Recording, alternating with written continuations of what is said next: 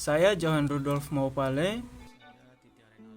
Saya Denzel Matthew Mustamu. Saya Satria Dua Raffi. Saya Zulfa Maizara.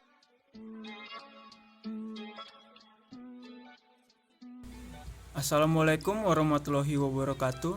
Shalom, Om Swastiastu, Namo Buddhaya, Salam Kebajikan. Saya Johan Rudolf Maupale selaku moderator. Pada video kali ini, kelompok kami akan menjelaskan sedikit tentang Kanun Aceh nomor 8 tahun 2014 tentang pokok-pokok syariat Islam. Sebelum lanjut ke materi, saya akan memperkenalkan anggota kelompok yang ikut berpartisipasi dalam video ini. Ada Aditya Renaldi sebagai pembaca pertama, dan ada saya sendiri, Johan Rudolf Maupale, sebagai pembaca kedua. Ada Denzel Matthew sebagai pembaca ketiga. Ada Satria Dewa Raffi sebagai pembaca keempat. Dan ada Zulfa Maizara sebagai pembaca kelima. Mengenal syariat Islam di Aceh. Syariat Islam yang diberlakukan di Aceh merupakan hasil perjuangan rakyatnya dalam rentang waktu yang lama. Melalui Undang-Undang Nomor 44 Tahun 1999 dan Undang-Undang Nomor 11 Tahun 2006, Aceh diberikan hak penuh untuk menjalankan syariat Islam secara kafah. Syariat Islam yang sejak Maret tahun 2000 sebagai daerah yang dijadikan model penerapan syariat Islam di Indonesia. Pemerintah Aceh juga berkewajiban untuk melahirkan peraturan perundang-undangan yang membangun citra Islam sebagai agama yang rahmatan lil alamin. Akan tetapi, konon jinayah tersebut berpotensi menciptakan konflik antar masyarakat bila dikaitkan dengan berbagai cara penerapan yang dapat dikatakan masih jauh dari mekanisme prosedur yang baik dan tepat. Khususnya bila berbicara dengan moral pelaku penegakan hukum dewasa ini. Dideklarasikan di Aceh pada masa pemerintahan Abdullah Putih atau Aswar Abu Bakar. Yusuf Qaradawi menyatakan bahwa yang dimaksud dengan syariat Islam adalah apa yang disyariatkan Allah berupa hukum-hukum yang ditetapkan dengan dalil ijma dan qiyas serta dalil-dalil lainnya. Selanjutnya, masyarakat Aceh dikenal sebagai komunitas agama yang menjadikan syariat Islam sebagai dasar dan standar yang menata hubungan manusia dengan alam lingkungannya. Setiap muslim meyakini bahwa syariat Islam merupakan jalan hidup yang dapat mengantarkan kebaikan, keadilan, kesejahteraan, dan keselamatan di dunia dan di akhirat. Selanjutnya, upaya pemberlakuan syariat Islam di Indonesia. Pertama, perlembagaan keislaman. Bahwa dengan perlembagaan keislaman merupakan asas yang memungkinkan umat Islam untuk beracara di pengadilan agama sebagai suatu kekhususan statusnya. Berdasarkan asas tersebut, umat Islam dapat menyelesaikan perkara-perkara keperdataan dengan menerapkan syariat Islam.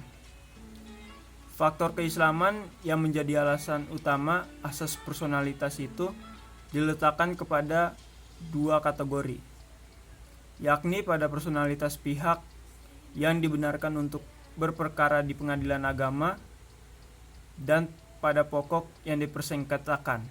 Syariat Islam yang kedua, yaitu syariat Islam, syariat hukum Islam. Syariat Islam atau hukum Islam diterima sebagai hukum nasional karena ia merupakan sumber yang mempunyai kekuatan atau authoritative source, sekaligus sumber yang setiap muslim harus meyakini dan menerimanya, atau persuasive source. Yang ketiga, ada kemasalahan yang hendak diwujudkan oleh syariat Islam. Kemasalahan menurut Imam Asy-Syatibi rahimahullah dapat dilihat dari dua sudut pandang sebagai berikut. Yang pertama, maqasid asyai, tujuan Allah SWT, mengandung 4 aspek, yaitu A. Tujuan awal dari syariat yakni kemaslahatan manusia di dunia dan akhirat. B. Syariat sebagai sesuatu yang harus dipahami. C. Syariat sebagai hukum taklif yang harus dilakukan. D. Tujuan syariat adalah membawa manusia ke bawah naungan hukum. Yang kedua, maqasid al-mukallaf atau tujuan mukallaf. Kemaslahatan sebagai substansi al-maqasid syariah dapat terrealisasikan apabila 5 unsur pokok dapat diwujudkan dan dipelihara.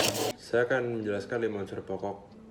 Yang pertama, agama. Yang kedua, jiwa. Yang ketiga, keturunan. Yang keempat, akal. Kemudian yang terakhir adalah harta. Kemudian, Aceh mendapat keistimewaan dan otonomi khusus, salah satunya kewenangan untuk melaksanakan syariat Islam. Aceh Merdeka menegaskan komitmen mereka untuk menyelesaikan konflik Aceh secara damai, menyeluruh, berkelanjutan, dan bermartabat bagi semua. Dan para pihak bertekad untuk menciptakan kondisi sehingga pemerintahan rakyat Aceh dapat diwujudkan melalui suatu proses yang demokratis dan adil dalam Negara Kesatuan Republik Indonesia. Bahwa Aceh sebagai bagian dari Negara Kesatuan Republik Indonesia memiliki keistimewaan dan otonomi khusus. Pemerintahan Aceh adalah pemerintahan daerah provinsi dalam sistem Negara Kesatuan Republik Indonesia berdasarkan Undang-Undang Dasar Negara Republik Indonesia tahun 1945 yang menyelenggarakan urusan pemerintahan yang dilaksanakan oleh pemerintah daerah Aceh dan Dewan Perwakilan Rakyat Aceh sesuai dengan fungsi dan kewenangan masing-masing. Pemerintah Aceh adalah unsur penyelenggara pemerintahan Aceh yang terdiri atas gubernur dan perangkat daerah Aceh. Gubernur adalah kepala pemerintah Aceh yang dipilih melalui suatu proses demokratis yang dilakukan berdasarkan asas langsung, umum, bebas, rahasia, jujur, dan adil. Dan masyarakat Aceh salah satunya memiliki kewenangan untuk melaksanakan syariat Islam. Syariat Islam mencakup seluruh aspek kehidupan masyarakat dan aparatur di Aceh yang pelaksanaannya meliputi akidah, syariah, dan akhlak.